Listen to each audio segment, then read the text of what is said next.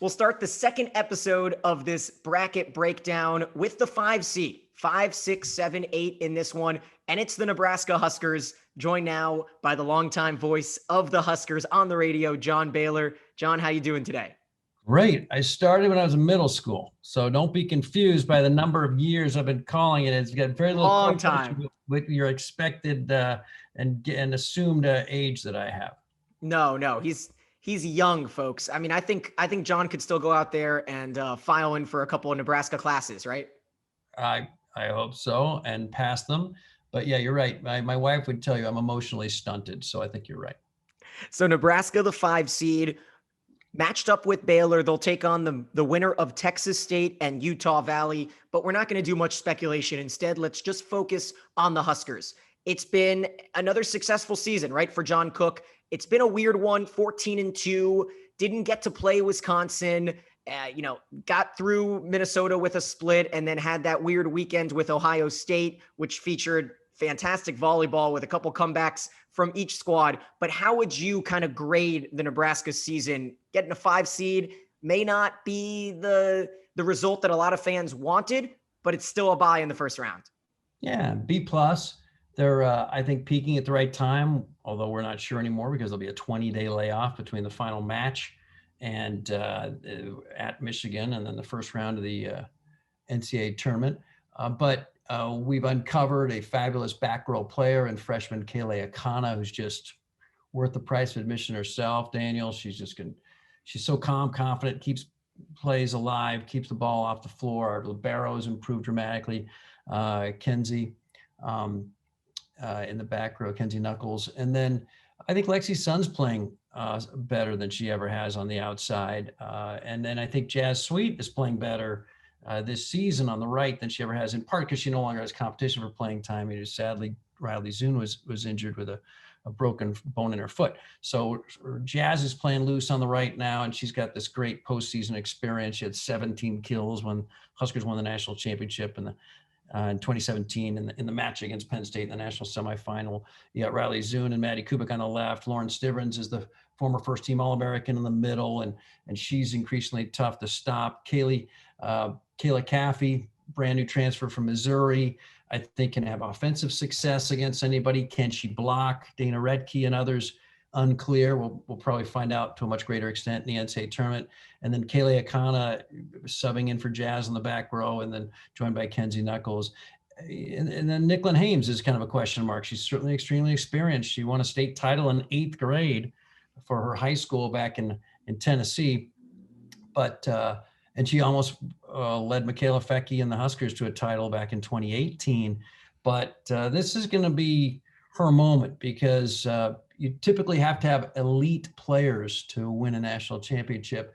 And Nebraska's got great players, but one or more will need to be elite. And maybe it's just a combination. Remember the Huskers in 2000 never lost a game and won a national championship without really any elite player. It was really a synergistic collection of individual parts that together became more than their individual parts. And that may be the recipe for the Huskers to have success this month.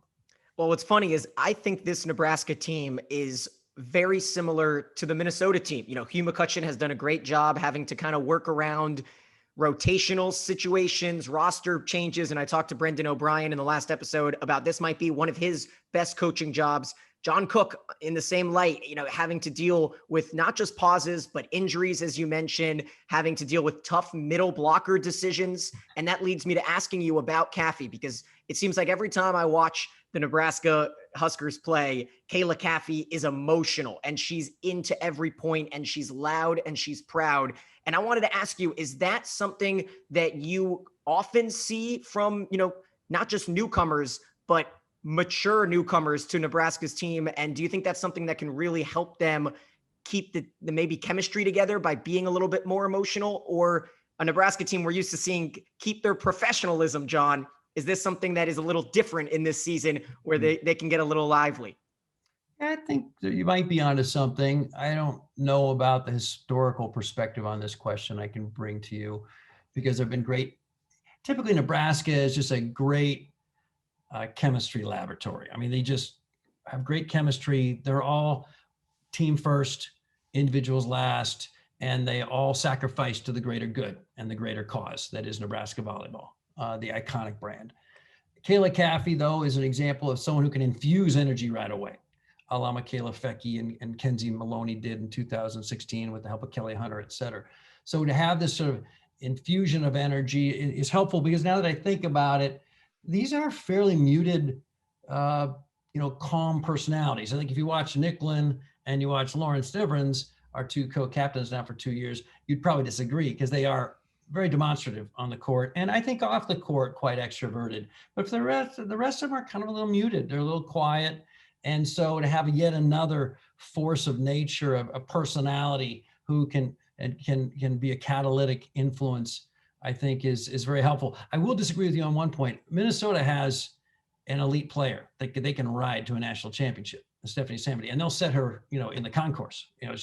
They can ride her like, if Wisconsin gets in trouble, they're going to set Redke twice as often as they normally would. You don't need to be a diversified offense this year with Wisconsin. They've chosen to be thus far. They haven't been dramatically challenged. You get challenged in the Final Four, Redke's going to see twice as many balls as normal. Samity is that kind of player. I mean, they get challenged. You can just set a high ball to her whenever. And so that's a little different. We've got great players, don't get me wrong. And if in system, Lauren Stivrins offensively is a Samity type force, but we're a collection of excellent players that together conceivably can take the Huskers far. And I guess the question will be, can Lexi Sun kind of step up and be that person that you could set no matter what? Now, let me ask you, last question here. When you see this draw, we could have a little bit of fun with it. Baylor might be the most talented 12 seed that I've seen in recent history. And then you've got a possible rematch from a few years ago that we actually talked about before we started recording with Texas. Or, ho hum, Penn State always has the horses to run with anyone. What's the first reaction to a lot of Nebraska Nation, Big Red, when they see this draw? That the tournament committee doesn't like us. Yeah, they do not like Nebraska. They do not like Texas. Jared Elliott's got a huge beef. Sure, they lost against Rice. Shouldn't have happened. But you got to be kidding me. It's totally understandable that Nebraska and Texas would need to beat each other to make the Final Four, and then, have a fun time against Wisconsin. But to also have to beat another regional final quality opponent in the national semis. If I'm Jared Elliott, I'm particularly torqued, because 3 years ago, he's got to go to Stanford and play Wisconsin and then Stanford, and he didn't make it to the Final Four. Well, that's what happens when you just have, extreme competition. After a while, you flip enough coins, it doesn't come up heads, no matter how much, the odds are and the talent is in your favor, especially if they're going back-to-back nights. So Texas, Nebraska, the tournament committee didn't do us any favors. Plus, don't overlook Texas State in the first round. I mean, they just beat Baylor. So Nebraska, but it's the spring, it's COVID, the teams have started, they've stopped, who knows? But you look at Minnesota's pathway, you look at Purdue's pathway, you're thinking, okay, the stands are supposed to be 1/4 full. They probably will be. These are Husker fans, even if Nebraska's not playing, but didn't do us any favors. This isn't the first time that, we Husker fans complain a little bit. I'd love to see less inequity and more equity by lending the tournament selection committee, some former great coaches who are close to the game, or a Karch Karai, someone who's beyond bias. No one would ever question, pretty busy at this point in his life, but maybe after Tokyo, that a guy like Karch Karai at least could be at the table when making these seedings.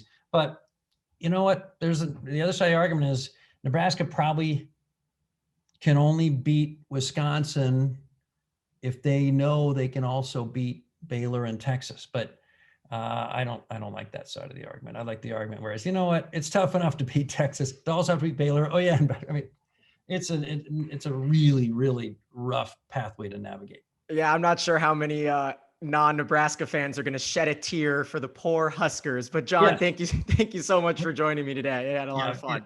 Selling the whole Huskers as victims narrative is always tough within volleyball. Absolutely. He's the voice of the Huskers on the radio. Make sure to tune in for their first game on Thursday. He's John Baylor. Thank you. On to the 6th seed, and it's the Washington Huskies, the top-seeded Pac-12 team.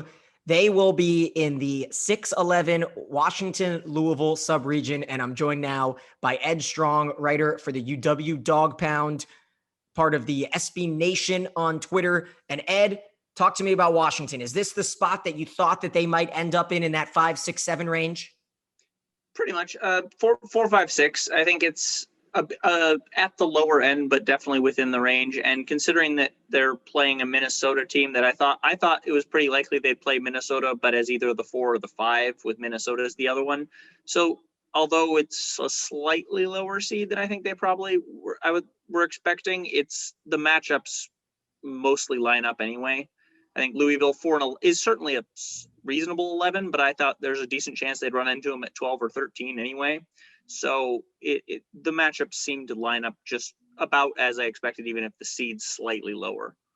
So you're out on the West Coast, and these matches are on so late that most of Volleyball Nation is probably asleep by the time those fifth set thrillers are just peaking. Talk to the casual fan about what kind of attack Washington brings. No matter who they play, Towson or Dayton, they've got experience in the tournament, and they're not someone to blink twice at.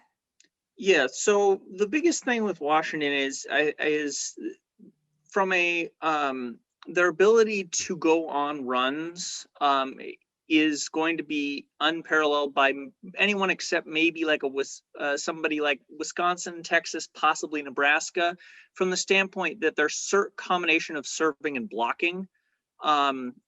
There's a number of teams. If you look at like the top, say 50 nationally in aces per set, a lot of the teams there are the head honcho in really small conferences. There's not many power teams there. And of the few that are, some of them like Utah don't have a big block. So it was like, I was looking at a list, it was really Wisconsin, Texas, Washington were only the 3 that kind of caught my eye, that were both teams that can really go on runs because they can score on serve by block. All right, we lost Ed there for a minute. Go ahead. Talk to me about the fact that Washington, a team that really looked solid last season, they gave it to a very good Kentucky team, but then ran into a train that was Yatsiana Presley. What do you think is the biggest difference here between the 2019 Huskies and the 2021 Huskies? They found Samantha. Oh, is it going again? No, you're good. Go ahead. Okay. It says you're in actually. They found any of their 3 outsides this year can absolutely go off on you. Samantha Drexel has cooled down a little bit in the last couple of weeks, but I still think has a very good argument for being the second best right side in the country behind Minnesota's Stephanie Samity, which just those 2 right sides going at each other in the potential, regional final will be pretty fun. But but absolutely, Claire Hoffman, Maddie Ensley started out the year true freshman.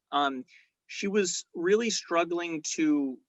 She has an extremely heavy arm, but was having issue finding lines, finding tips. She's gotten a lot better with her offensive, her types of shots from the beginning of the year. And any of them can easily put up 15 on very high hitting. Between those 2 and Claire Hoffman, junior outside, kind of UW's top outside hitter. Without Karabajima, it was a little bit of an adventure because there wasn't the consistent threat out of the back, but Drexel has absolutely developed into a very dangerous attacker out of the right back. The back row is going to be a question, and it still is not what it does not match up to some other. For the 3rd time in significantly under a decade, UW has a converted outside at libero with Shannon Crenshaw. They had after Cassie Strickland and then Tia Scambray, and both in the past decade have started on the outside and moved to libero because they were good defensively, either undersized or not as good of blockers at the net and there wasn't a better option of the true defensive specialists. But she's done it far, far better than I think a lot of people on the outside expected. Has become a quite good libero. The biggest issue, I think, what UW can run into problems with is, as I said, they're really good serving and blocking. They can get really predictable when they're not. UW has great blocking, and that leak, and a lot of that is in the middle with Lauren Sanders, Marin Grote. They don't get much offense from the middle. Occasionally they'll go through a match where they'll really be able to field the middle a lot. Vast majority of the offense comes at the pins, even when they're in system. They don't seem to be able to get reliable offense from the middle. And so for a team that has for a middle blocker that doesn't have to worry about blocking in the middle as much and can guess just between the pins, another team with a big block can certainly give them problems. They're weirdly good out of system and have good success because of reliance on the pins, even when they are, like, if both teams have to be predictable offensively, UW is very good in those spots because their pin hitters are very good, even when it is fairly predictable. LMA Powell is very good at getting sets, reasonably good sets, even in bad spots. Yeah, the out of system, especially in the tournament, the fact that you can really, use that as a strength will be interesting. 3:30 is the start time for Washington. And the question is, will Dayton or Towson take advantage of a few of those, weaknesses that you point out there, some of those things that the Huskies could at a given day look a little human with. But thank you for joining me, Ed. I really appreciate it. Yeah, absolutely. Thank you. He's Ed Strong, writer for the UW Dawg Pound over on Twitter. You can follow him as well at NCAA VB Scores. That'll wrap up the 6 seed. Now we're going to keep on chugging with the 7 seed Purdue. Time for the 7 seed. It's the Purdue Boilermakers out of Indiana. Purdue, a team that has been dominant all season long, but did stumble in their season finale to Illinois. Yet a little bit of Big Ten love comes their way, and they get the 7 seed, their best seed under head coach Dave Shondell. I'm joined now by JD Arland, sports anchor for WLFI in Lafayette, Indiana. JD's been covering the team all season long. How you doing today? I'm doing great. And Daniel, there's nobody that knows this team better than you as the voice of the program. So I'm honored that you'd have me on. I was saying before the show, you probably know more than me, but it is a very exciting year for Purdue. They've done great up to this point, and so it'll be really exciting for them to get on out to Omaha and really show the nation what Boilermaker volleyball is all about. See, I figured I would take a little bit more of an objective, neutral stance, but yes, my biases do lean a little bit black and gold. I had JD on. He's been fantastic covering the team all season. When you looked at Purdue as a 7, JD, and you see Oregon on the other side and UCF's coming up, it can't be too upsetting based off of how the season ended, right? Absolutely. I mean, they were 8th ranked going into that game. They've fallen in the AVCA poll to 9th since that game. But I just figured, with a loss at the end of the season like that against an Illinois team that was, I believe, 6-11, it was pretty shocking to see them that far up. I was recording the program to use on our broadcast, and I remember hitting record at about the 5 seed and being like, okay, well, this is just going to run for quite a bit of time until we get into the upper teens. And then sure enough, 7 seed, there's Purdue. Another thing, Daniel, that I was surprised about is Kentucky being in the same region as the Boilermakers. You mentioned Purdue as one of the highest seeds in program history. Kentucky has its highest seed in program history. So this region is extremely fascinating. I'm just excited for them to get going, and I'm excited for that first round game so Purdue can have a little bit more of a clear look of who it'll be playing. See, you're surprised. I am not surprised. Ever since I joined up at Purdue, first year, first round, we're going to Lexington. Next year, who we're going to play early in the year? It's going to be Kentucky. And what might we meet in the Elite Eight of 2019? Kentucky. Now, both Purdue and Kentucky lost to Washington and Baylor in that third round. But here we go. Once again, Purdue and Kentucky, Skinner and Shondell, Muncie, Ball State, all the ties coming together, but a lot of room before we get there. Nunaville is going to stand in the way. Melville for UCF is an absolute phenom out on the left side. But Purdue, let's focus on the Boilermakers. It has been block city, top 5 in the nation. I feel like I have said the word block more this season than ever before, JD. What makes Purdue so dangerous up front at the net? Well, they're not afraid to really swing those arms. They've got a big upfront presence right at the net in Grace Cleveland. Taylor Trammell, who came into this program, just a freshman, plays like a veteran. And Purdue is able to get up and get those blocks because of their size. But also, Daniel, you have to realize they rely on Haley Bush quite a bit to set and Caitlin Newton to really punish up at the net as well. So they're not just blocking. They're doing a great job of being super aggressive on all fronts, and they can do it on both sides. Usually if you've got a great player who's gaining national attention, it's like, okay, well, stay away from the left side or stay away from the middle or stay away from the right. But Purdue's able to adapt to each one of its opponents. And the only time that they haven't adapted to their opponent is in the final game of the season, that loss to Illinois, when Illinois kind of cracked the code. But now Purdue's been battle tested. They've had adversity at that blocking position. And so moving forward, if they're ever in a situation like in the fifth set, like we saw last weekend, they have the tools to try to get something going. That's not something they were able to do last weekend. Yeah, we'll get to fifth set in a minute, but I do want to say it's so hard to try to judge this Purdue team because you talked about Illinois, 11 losses, all 11 losses coming to national seeds in the NCAA tournament. Purdue throughout the season had 5 losses, all 5 coming to those national seeds. You've got Minnesota, Wisconsin, Ohio State, and Penn State all took down Illinois. Purdue took care of Ohio State in Columbus, but then couldn't get by. They had match point late against Illinois, and that's what I want to talk about here with you. If there's one disadvantage, if there's one chink in the armor for Purdue, it's closing out sets, because we could be looking at a top 5 seed right now if Purdue closes out Minnesota. They had sets 4 on back-to-back days against the Golden Gophers. Both nights, Hugh McCutcheon's crew was able to force a 5th and win in 5. This is an entirely different season, JD, if Purdue is able to win those matches. First time this season, they got Grace Cleveland back. They were finally able to completely unleash her against Minnesota. And all season long, she's been playing like a first-team All-American. She's playing like a champion. That is well said. And I agree with you. I think another thing to think about is that loss against Penn State in Happy Valley at State College. They had an advantage. I don't know if it was set point, but it was certainly. Yeah, it was set point. I believe it was 24-19 or 24-21 in the fourth. 24-19.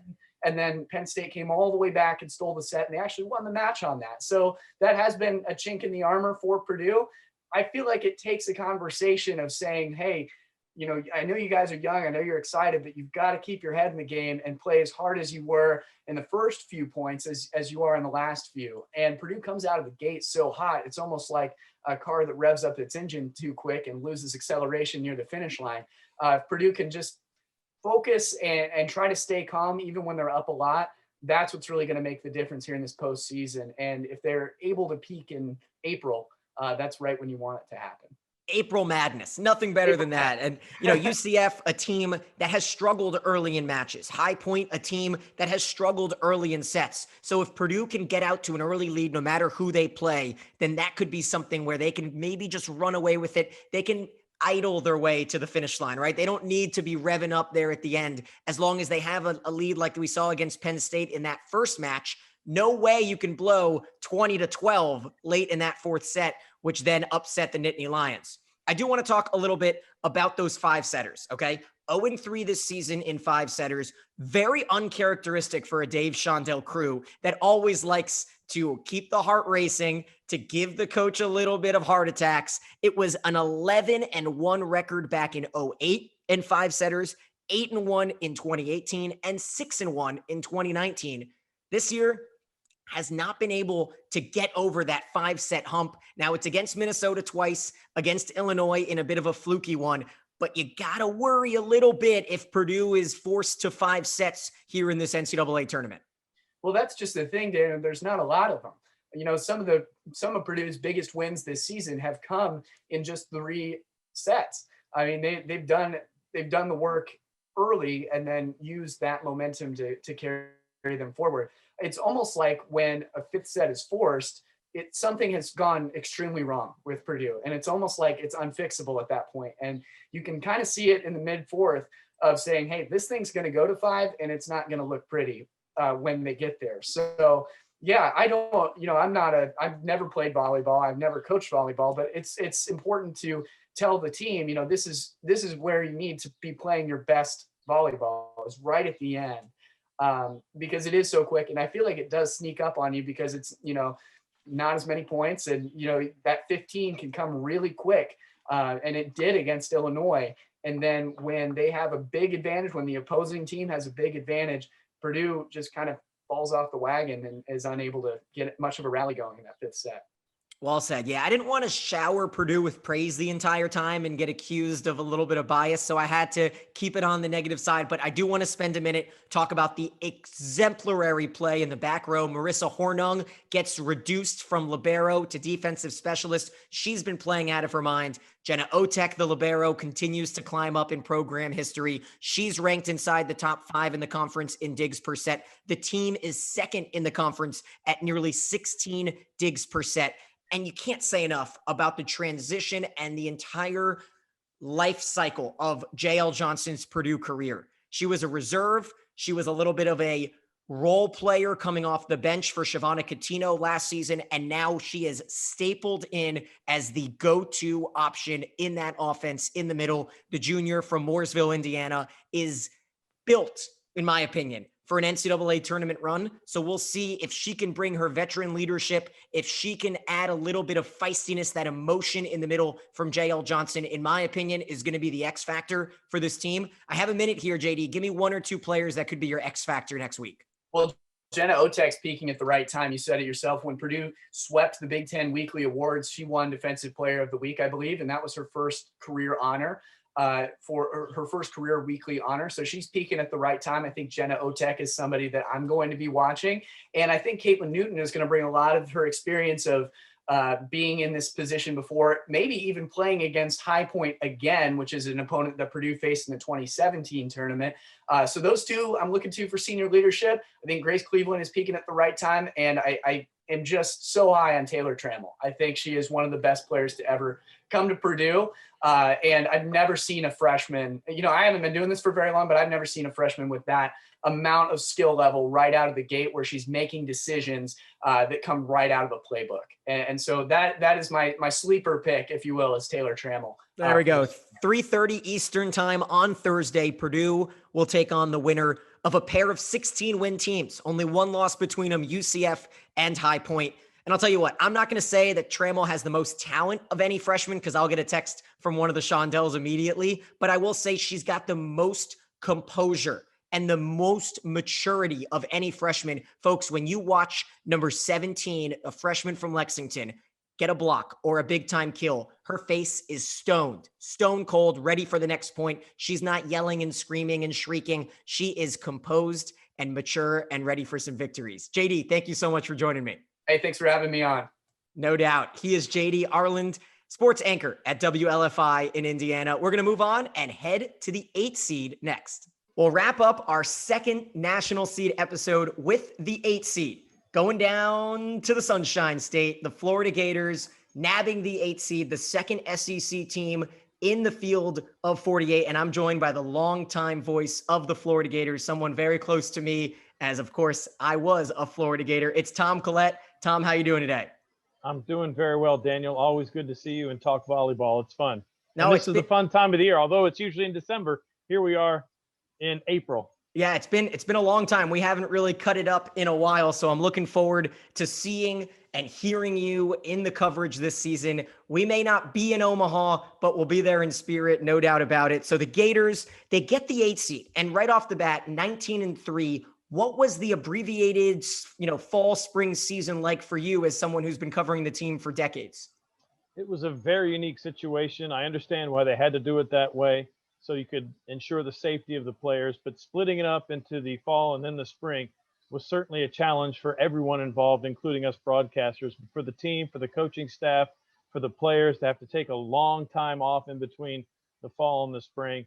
As Coach Wise put it to us, hey, we kind of pulled the throttle back after the fall season ended and didn't train maybe as hard as you might expect, but wanted to save the energy for when the spring season resumed. And Florida, coming off maybe a somewhat disappointing fall where they dropped matches to Georgia that probably shouldn't have, and they lost at South Carolina, but they really resounded with a great spring. Only one loss on that spring mark, of course, that being the second match to Kentucky. And they really bounced back. And one of the big factors in that, Daniel, was the transfer from Cal that has really made an impact offensively on this team and Lauren Forte. Yeah, so tell me about some of these players that the casual volleyball fan, even myself, we may know the Thayer Halls, right, and the Montserrats and some of these studs on the outside that Florida just always recruits the 5 stars. But there are some newcomers on this team that volleyball fans should probably get used to saying the names, right? Yes, indeed. And those wearing the orange and blue colors, watching this Florida volleyball team for a long time, they could not wait, chomping at the bit. Didn't see her last year, Tiara Caesar, who has stepped into the role as the offensive juggernaut of this team, as she really had an outstanding first season in the orange and blue. The transfer from Georgia had to sit out last year, almost 4 kills per set, dynamic. You'll see a lot of her from the left side or the outside, but she's really made a name for herself as her fellow outside hitter Thayer Hall has done from the back row. You'll see Tiara Caesar attack mostly from the back right spot when she's in the back row, and she is a dynamic player with a lot of hops, and she can get from that back right attack position to the net with ease and really cause problems for the opposing defenses. So you mentioned the few losses in the fall. It almost seemed like this team put on that extra gear late in matches this year. The Missouri 5-setter against the team that is in the NCAA tournament, that was one of the classic matches of the season. And then anyone that was tuned in to that Kentucky-Florida 5-set match back on March 19th in Gainesville, it was a blast. I was able to tune into your broadcast. What stands out in the 4th and 5th sets for this team? Well, just the fortitude to stay in the match, not lose focus on what they had to do to come back and defeat Kentucky. Down 0-1, down 1-2. There was never any get up or give up in this team. And I think it all starts with the setter in Marley Montserrat. She's got a smile on her face. They could be up 2 sets. They could be down 2 sets as they were to Missouri. It's the same positive optimism that she brings from that setter position. And she really brings a lot of athleticism, a lot of volleyball IQ to that spot. And I think she was kind of the leader. This team really, as it's set up now, kind of the formation of this team, they really are a great defensive team. And as I mentioned earlier, with the emergence of Lauren Forte in the middle, and really the way that Tiara Caesar has added another weapon on the outside. If you remember the past 2 years, Paige Hammonds was all SEC, started every match the past 2 years, and she has really now been relegated, and she's accepted this role so great that she is just a specialty server and plays back row defense. And Paige Hammonds, as I said, the Gators with Mary Wise at the helm now in her 30th season, they have 3 all SEC caliber outside hitters who can play all 6 rotations. That's quite the luxury to have. But the addition of Caesar, the addition in the spring of the Cal transfer, Lauren Forte, to bring a more offense in the middle, really was the catalyst for what this team has pulled them through the successful spring.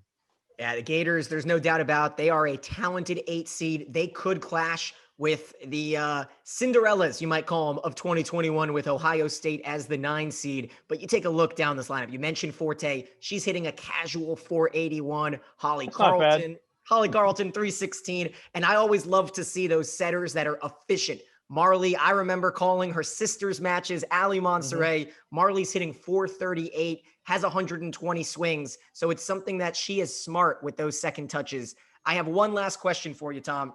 Sure. Florida, 3:30 Eastern time, will take on the winner of Morehead State and Creighton, something that we have talked about off air. When it comes to those buys, right? The top 16 seeds will not be playing that first round. Do you think it's an advantage or a disadvantage with the amount of time between matches played? I certainly think now it's a big advantage. Another day of rest, another day of preparation. They'll be able to scout the opponent, no matter who it might be, who wins and comes through to play Florida. You'll get to see them in person. The coaches will be able to, I mean, they've seen a lot of video, but as I said, they'll be able to see them in person, see the physicality of these teams, see their strengths, see their weaknesses, whoever they will play among those two that you just mentioned in that round number 2. And I think that's a huge advantage for the brain trust of Mary Wise, Dave Booz. And Dave Booz is the one who is basically sets up the match plan for this team.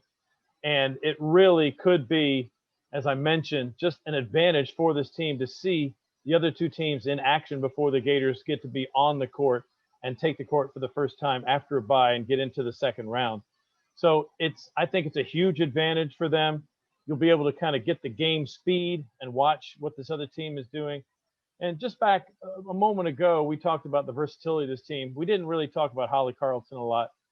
She was asked to set one match against LSU, and she actually set a career high with 52 assists in that match in the win over LSU. So this is a team that is so deep, that is so versatile, that has a lot of these players have been there, done that. And mention one more player to you as well. We talked off air about it before, but a big part of what this Florida team does defensively starts at the net with the defense that they can play at the net, leading the SEC for the past 3 seasons and again this year in blocks per set. But in not getting termination blocks, they really alter the offense of the teams they've been playing along the way. And they channel balls to the back row. And I hate to say this because you can't compare players from different eras, but a lot of people are talking about the freshman Ellie McKissick, who is being compared to Elise Cusack in the same breath as the Florida all-time digs leader. And when they channel the balls to her, she has made the plays, almost 4 digs per set. She has just had a stellar freshman year. She's wrestled that libero position away from players who were in the gym, Paula Sarame, Riley Fisher. Again, some defensive specialists who were expected to compete for that role. But here's a freshman who comes in straight from high school and really has dominated that position for Florida in the spring and been one of the stories of why this team has been so successful because of her prowling the back row and making those plays.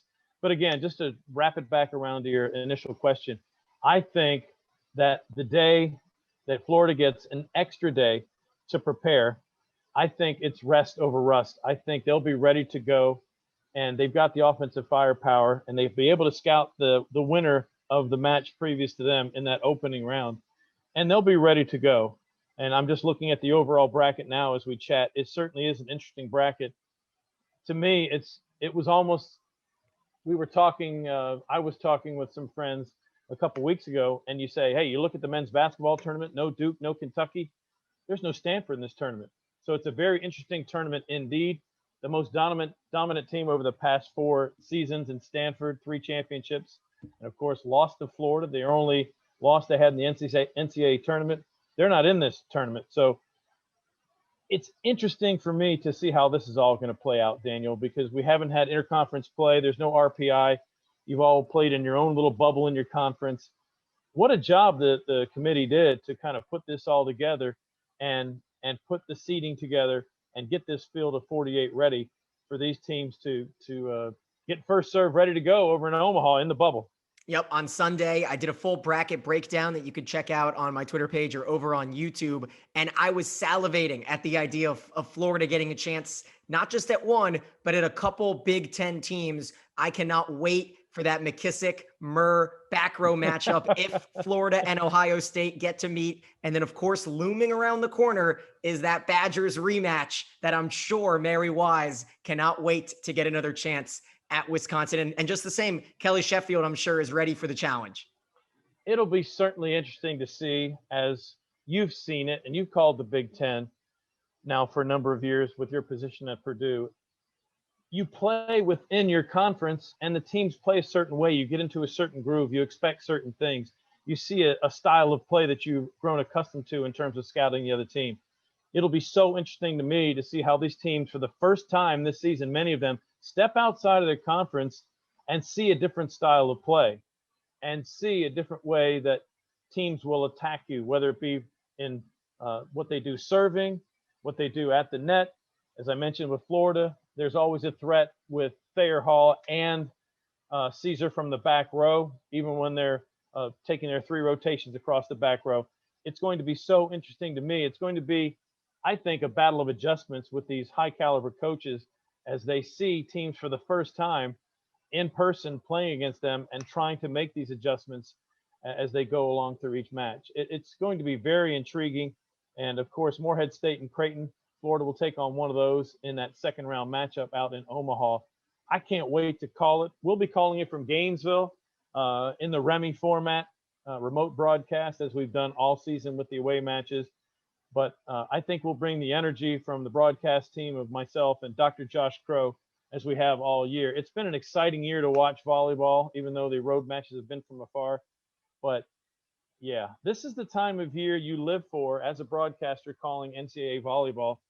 And it should be, the big dance should be more exciting than ever because of so many unknowns that I've just discussed. With normally you'd see a Stanford, you'd see another team in the preseason, the pre-conference, if you will. And we haven't had that. We haven't had the opportunity to see UCF, an in-state rival, who's in the tournament again. I might be seeing UCF. Yes, you might see them soon. High Point. But no, I think that's what makes this tournament so exciting. And Tom, I think that's what makes you such a good broadcaster, because your passion and your excitement just teams. And, you know, it's like we're ready for our first tournament. And every single time that the postseason comes around, I get that energy and I get that excitement. And just breaking down the bracket is always fun. It's great to get a little bit of those tidbits and those insights from you, Tom. Thank you so much for joining me. You're so welcome anytime, Daniel. And go Boilermakers on your side of the bracket there, and maybe we'll see you down the road in the tournament if the seeds it'd be the championship. Who knows? I think it'd be the championship, Tom. I think you're right. I've been looking at my bracket here. I guess I just have one more question for you. Were you surprised that the Big Ten got 6 teams in the tournament? I think calling them all year. I think the 6 was a lock. I don't think Penn State maybe is, you know, deserving of the top 16, maybe 15 or 16 right there on the edge, just because of their name, kind of how Duke or Kentucky in basketball. But I'll tell you what, in a non-COVID season, it would have been tough to leave out, you know, a Michigan or, you know, a red hot Illinois team, different things like that. Big Ten usually gets 7 or 8 teams. So 6 is a down year for the best conference in volleyball, Tom. Interesting. You put it that way. They are one of the top conferences. I think flying under the radar when I look at this bracket, and they're at home, is Nebraska. Yeah. I've been there. When Big Red shows up, of course, in COVID, we'll have limited seating and limited attendance. But it'll be all red. And I'll tell you what, if you get Creighton, it'll be all red. It'll be all blue for that Creighton match. Exactly. Creighton will show up, and there'll be some excitement there when Creighton gets to play in the second round, if they can get by a pretty good Morehead State team. So we'll see how that all plays out. Of course, the Ohio Valley champions against the Big East champions, against the runner-up in the SEC in the Florida Gators, which, as I mentioned, maybe a little disappointment in the fall, but what this Gator team did in the spring, they got a win over Kentucky. The next night, I think, disappointed the fans and the coaching staff and the players alike. They can't wait to get back out on this court. They had 2 good matches at Texas A&M to wrap up the season. So I think this team is primed and ready to make a deep run in this NCAA Division I Women's Volleyball Championship. I'm looking at the bracket. I just laugh. It says 2020. Of course, it's 2020, 2021 in this COVID era. And I think I know, talking to the coaches and the players here, they are just excited to tee it up, suit up, get out on the court, and have at it. Yep. And I'll talk to Morehead State representative and Creighton in our following episodes as this preview continues to roll along. That'll wrap up our second episode, the seeds 5 through 8. Next, we'll break down 9, 10, 11, and 12. So stay tuned for that. He's Tom Collett, the voice of the Gators volleyball team. And I'm Daniel Gillman. Thank you so much for joining us.